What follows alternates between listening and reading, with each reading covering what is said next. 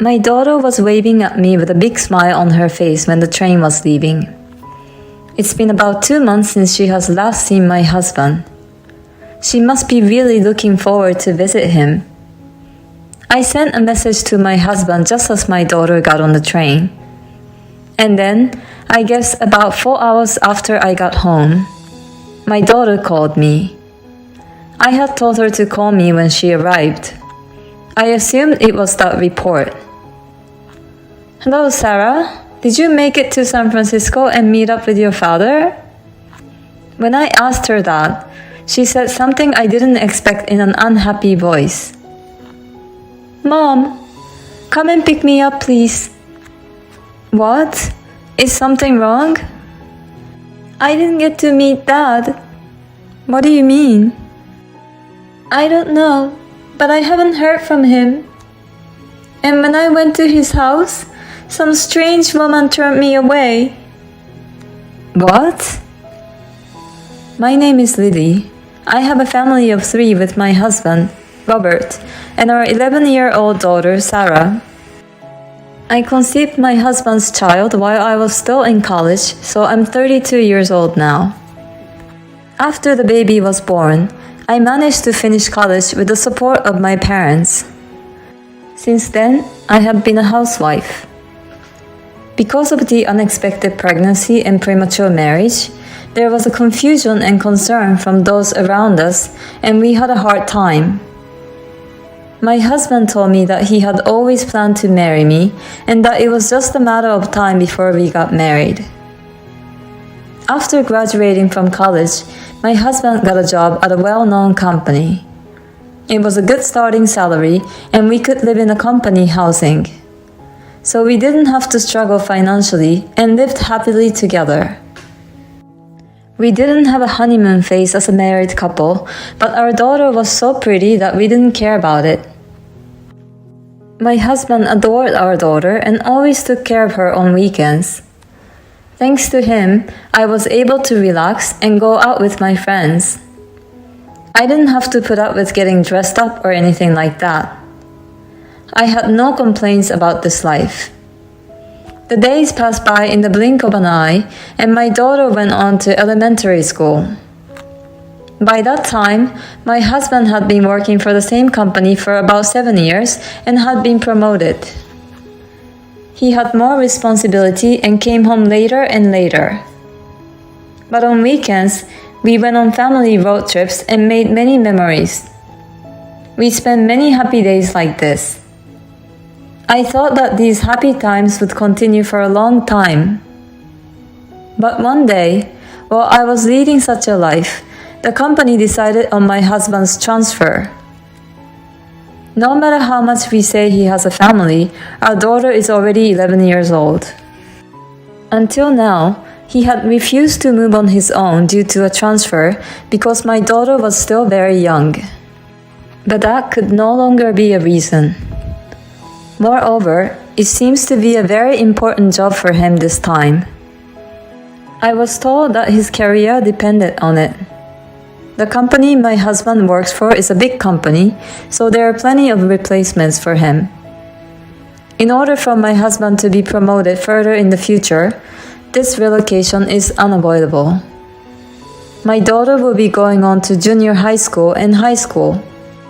Of course, I want her to go to college, and the tuition and other expenses will come with that. So I had to admit his transfer this time. And I hope that it would help him get ahead in his career. I was told that the assignment would be for about 6 months. Well, 6 months is alright, I thought. However, my daughter loved my husband very much, so she was a little worried about being away from her father. My husband told her he would call her every day, and he reassured her that he would try not to make her feel lonely and that she could meet up with him on the weekends and go out with him. This is a husband who cares about his family. Even if he moves out on his own, he will make time for our daughter. She said, "Okay. I'll be sad that I won't be able to see Daddy as much as I'd like, but I'll put up with it." My daughter and I saw him off with smiles on our faces. After about 3 days, my husband called me on video phone and spent a lot of time talking with my daughter. He called before my daughter even missed him. I laughed and wondered which one of them was the child. But it's so heartwarming to see my husband and daughter talking on the phone. I really felt that my husband and my daughter are getting along well with each other. On the first weekend, he was too busy to go out. But the next week, my husband made time and came home on a Friday. I'm so grateful to my husband for making time for our family in the middle of his hard work. My daughter was very happy to have dinner with her father for the first time in a long time. However, about 2 months after my husband's new life started, his behavior began to change. He used to call his daughter once every 3 days for a video phone call. But the frequency of these calls became less and less, and he stopped calling altogether. Of course, I knew that he's busy with his work. And he lives alone and has to do all the house chores. I'm sure that once he gets used to the new workplace, he'll have more chances to go out for drinks with his colleagues too. I shouldn't put too much pressure on him by urging him to get in touch with us. With this in mind, I didn't force him to contact me. However, my husband rarely contacted me anymore. Eventually, he came back here less and less often. I explained to my daughter that her father was busy with work, but I could see that she was grieving, even if she didn't say it out loud. This was not a good situation. And although I knew he was busy with work, I asked my husband a favor of calling her, even if it's just for 5 minutes. Our daughter always seems to be somewhat lonely at home. My husband apologized. Oh, I'm sorry. But he didn't call Sarah. Soon it will be her birthday. It's this coming Saturday. Maybe he will come home to surprise us. That's what I was hoping for. She also said, maybe Daddy will come home? But on the day of her birthday, my husband didn't come home. And he didn't even call her to wish her happy birthday. This time, my daughter was very disappointed. I was so mad that I called my husband several times and left messages. Lately, when I call him, he doesn't pick up right away. And he never returns my calls, so I called him several times this time. After about the 5th call, my husband finally picked up the phone. What's wrong? You've been calling me a lot, haven't you? What are you doing? What? It was Sarah's birthday today. It's Saturday and you don't come home. You didn't even call to wish her happy birthday. Oh, I'm sorry. I'm really sorry about that. Sarah hadn't seen her dad in a long time. She was expecting to see you for the first time in a long time for her birthday. Tell her I'm really sorry and that I wish her a happy birthday. No matter what I said, he just apologized. I gave up and hung up the phone. As I hung up the phone, my anger flared up again. Please think about your daughter and take better care of her. You may be busy, but I still think you are too disrespectful. I sent him a message saying that. But all I got from my husband was, I understand. I'm sorry. After that, there was no improvement. Then another month passed and my daughter went on summer vacation. A little while ago, she told me that if her father couldn't come, she would go and meet him. She has been saying this every day since the summer vacation started. I decided to take this opportunity and let her go to my husband's house alone. She wanted to experience something new, and she was very enthusiastic about it. We live in Los Angeles, and my husband currently lives in San Francisco. She can get there by just getting on the train. I will drive her to the station. I called my husband to pick her up at the other station. My husband agreed to the plan. Now my daughter can finally see her father for the first time in a long time. On Saturday, I saw her off and went home. She waved at me with a big smile on her face as the train was leaving. It's been 2 months since she saw her father the last time, so she must be really looking forward to it. I sent a message to my husband just as my daughter got on the train. And then, about 4 hours after I got home, I got a call from my daughter. It was about noon, and my daughter got on the train early in the morning. She must have already met up with my husband and had lunch before calling me. I had told my daughter to call me when she arrived over there. I assumed she was calling to let me know that. Hello, Sarah? Did you make it to San Francisco and meet up with your father? When I asked her that, she made an unexpected comment in an unhappy voice.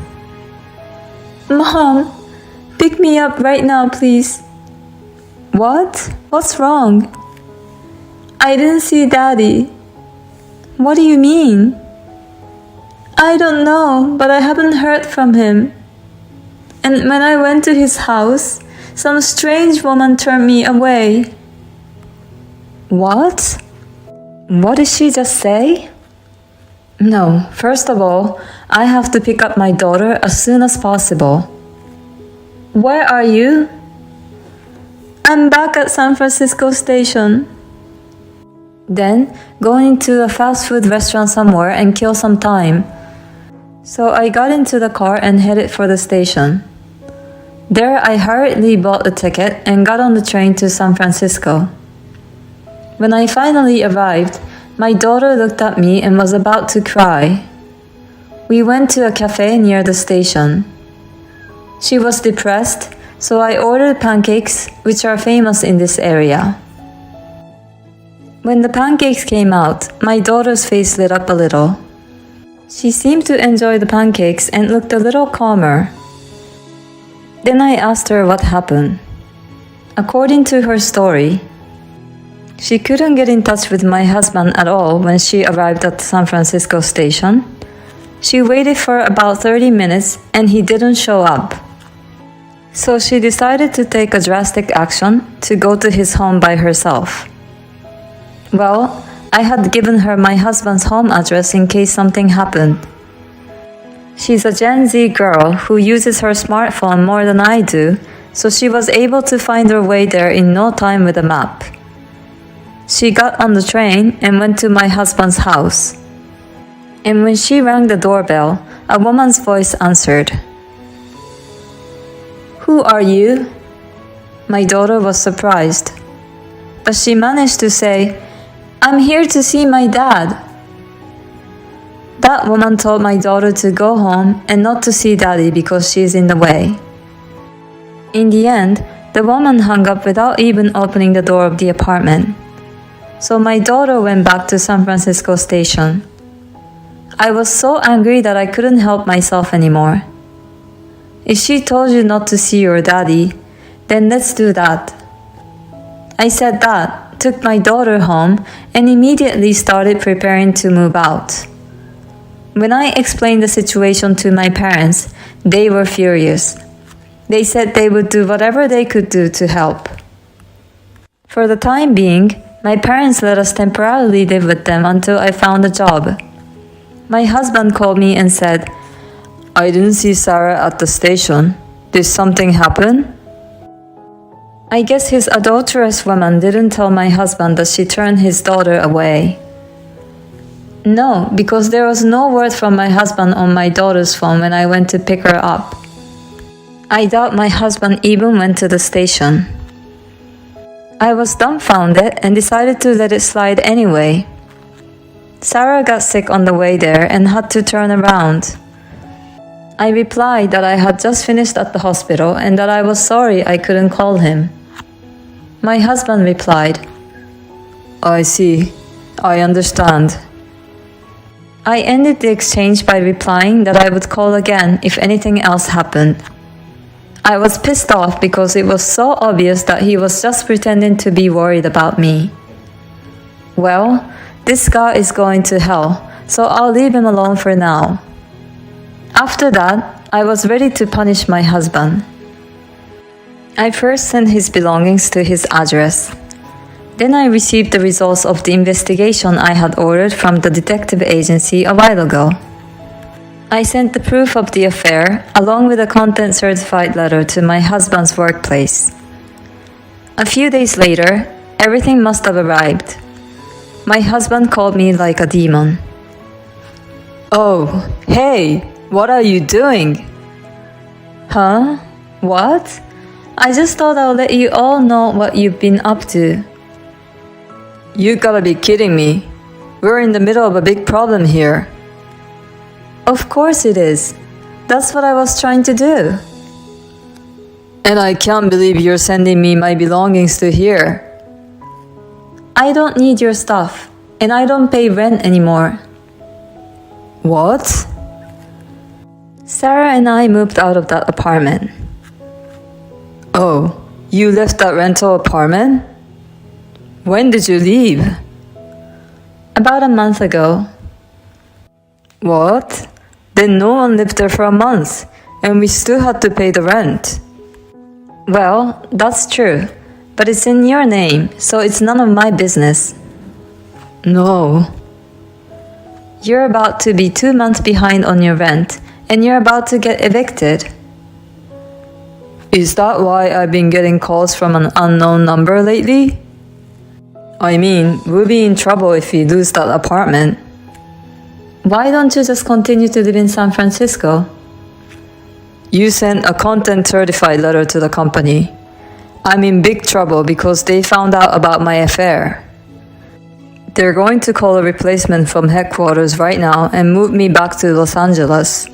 So if you send me all this stuff, it would be hard for me to go back to Los Angeles. And it's even worse that I don't have a home there.